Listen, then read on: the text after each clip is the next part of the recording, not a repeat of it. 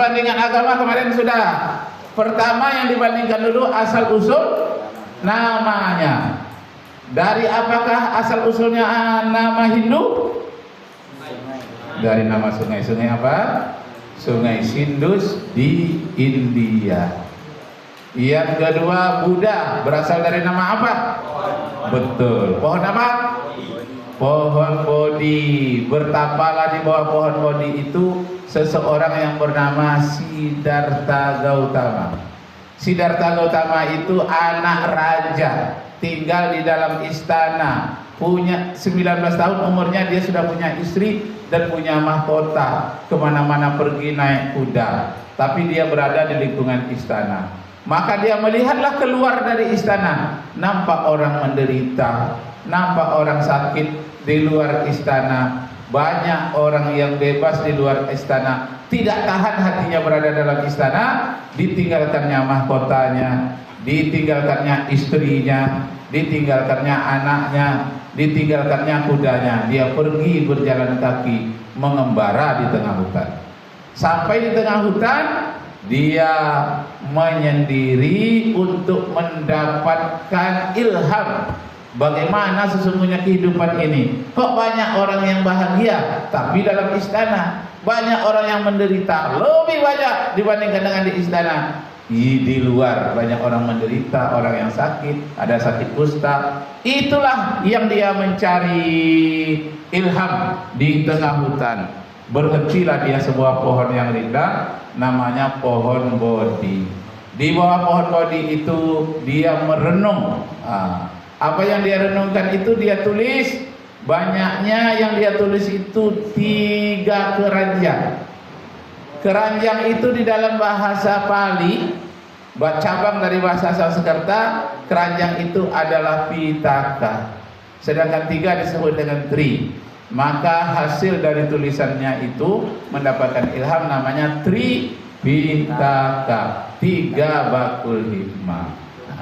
Yang inti akidahnya adalah Sanghang Sarana Gacchami. Nah, itu syaratnya itu. Kalau kita 25 sadar, kalau dia Sanghang Sarana Gacchami. Itu lagu-lagu India biasanya diawali dengan itu yang beragama Buddha. Buddha Sarana Gacchami, Dhamman Sarana Gacchami. Ada 3 Gacchami. Itu orang agama apa tadi? Agama Buddha. Jadi Buddha itu berasal dari nama pohon. Nah, terus yang ketiga agama Yahudi, dari nama apa? Nama orang itu Yahuda, anak Nabi Yakub. Betul. Kemudian Kristen atau Nasrani. Nasrani itu berasal dari nama apa? Ya. Apa nama tempat itu? Nazaret. Karena Nabi Isa lahirnya di Nazaret, maka ajarannya disebut dengan Nazari atau Nasrani. Nah, kalau Kristen nama apa? Nama gelar. Nama gelarnya Kristen itu, bukan nama agama asalnya. Gelar siapa? Gelar Nabi Isa, dia namakan Kristen gelarnya. Orangnya disebut dengan Kristus, gelarnya disebut dengan Kristen. Dan memberikan nama Kristen itu bukan Nabi Isa. Jadi Nabi Isa tidak beragama Kristen, tidak kenal dengan Kristen.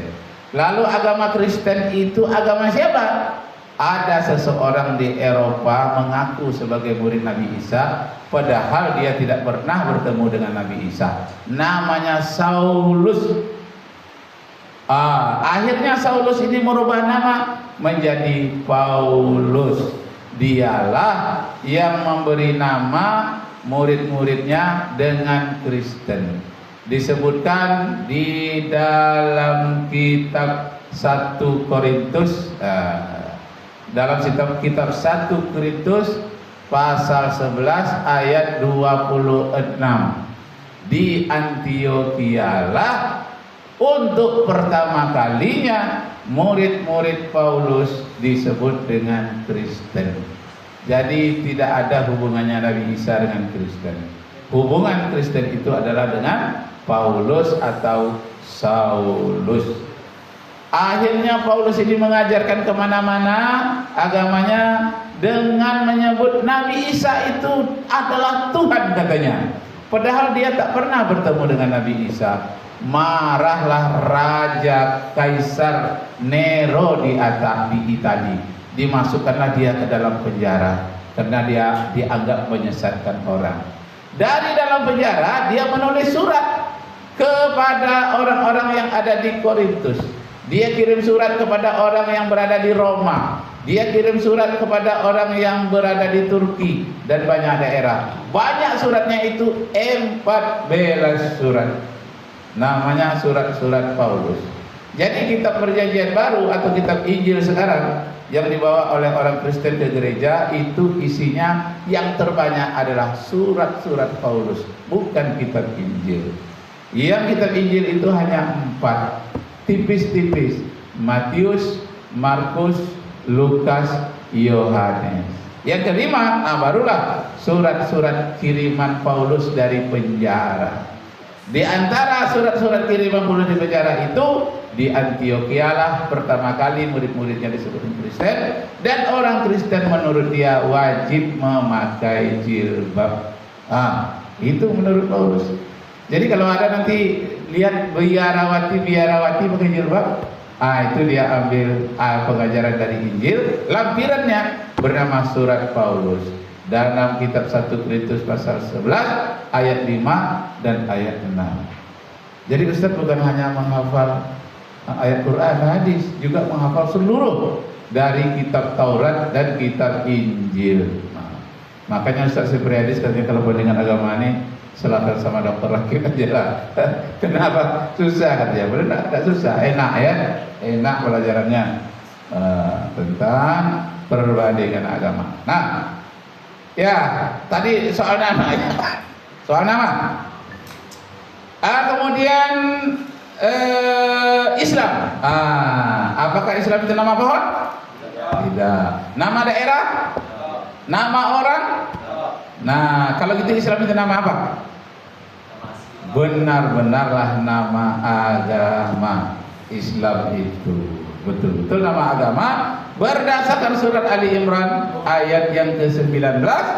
Inna dina indallahil Islam.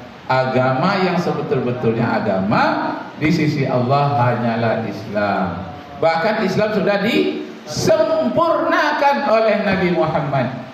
Nabi Adam Islam, Musa, Isa seluruhnya Islam. Adam, Idris, Nuh, Hud, Saleh, itu semuanya Islam. Disempurnakan oleh Nabi Muhammad berdasarkan surat 5, surat Al-Maidah ayat 3. Al-yawma akmaltu lakum dinakum wa atmamtu alaikum nikmati wa raditu lakumul Islam madina. Nah, kemudian tidak boleh mencari agama lain selain dari Islam berdasarkan surat Ali Imran surat 3 ayat 85. Wa may yabtaghi ghairal islami dinan falan yuqbala minhu wa huwa fil akhirati minal khasirin. Siapa saja yang mencari agama selain dari Islam, tidaklah agama itu akan diterima oleh Allah dan dia datang ke akhirat nanti sebagai orang-orang yang rugi. Sudah bisa dipahami? Nah, sekarang coba Anda buka semuanya daftar surat nama-nama surat dalam Al-Quran.